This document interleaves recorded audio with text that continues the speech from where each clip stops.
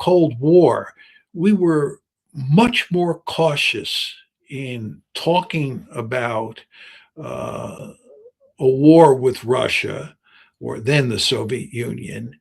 And we were much more cautious in our behavior during the Cold War than we are now. It's quite remarkable to me the extent to which we are willing to help Ukraine use military force against the Russian homeland. I mean, we're talking here today about the drone campaign that targets infrastructure and civilian sites like this dormitory in Russia. And but that's only part of it. You want to remember, as I've emphasized on the show before, in August of 2024, Ukraine invaded Russia with assistance from the United States and Britain. Just think about that. Ukraine invaded Russia.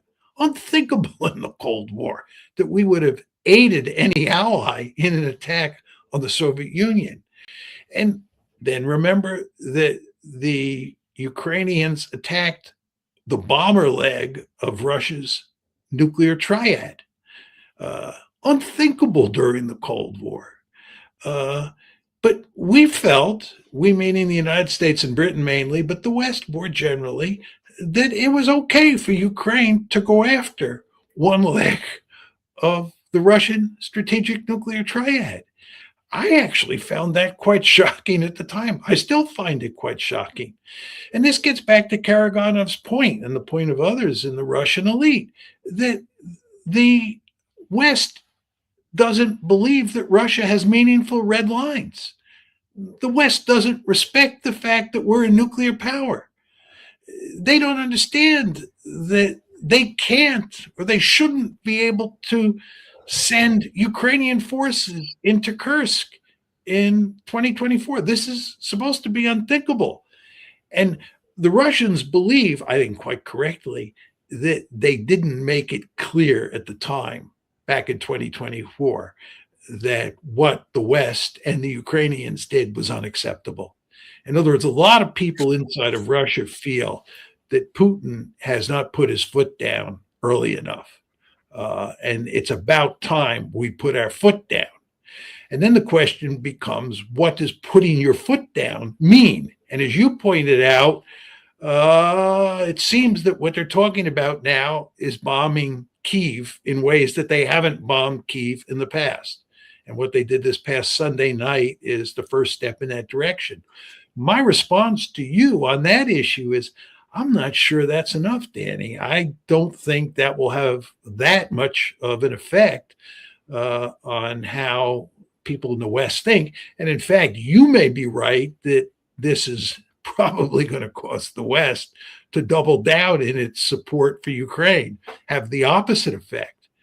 Well, if that's the case, the Russians will escalate, and that means they'll attack with conventional weapons a target inside of Europe. And if that doesn't work, they'll escalate again. This is where we're at. We're going up the escalation ladder. So let's look at phase two of that. let's presume that yes, Russia hits Kiev.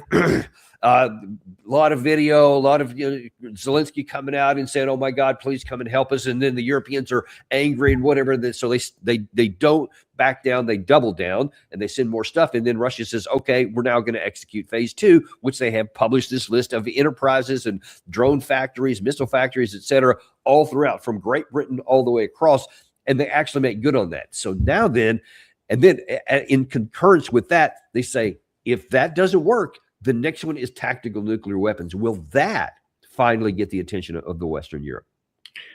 I think it will. I mean, the question you have to ask yourself, if Russia uses nuclear weapons, what will the West do? What are you going to do at that point? Because if you retaliate with nuclear weapons of your own, then the Russians are likely to counter retaliate, and you're going up the nuclear escalation ladder, right? One could argue that if the Russians attack with conventional weapons in a European country and say at the same time that if this is not sufficient and you don't understand our red lines, we want you to fully appreciate, we want you to fully appreciate that we will turn to nuclear weapons next. The idea that you're going to threaten our survival via Ukraine, that you're going to give Ukraine weapons to hit Mother Russia and kill large numbers of Russian civilians is categorically unacceptable. And we are willing to play hardball up to the point where we will use nuclear weapons to cause you to change your behavior. If they do that, then you might not have to use nuclear weapons. But you do not want to underestimate how dangerous this situation is.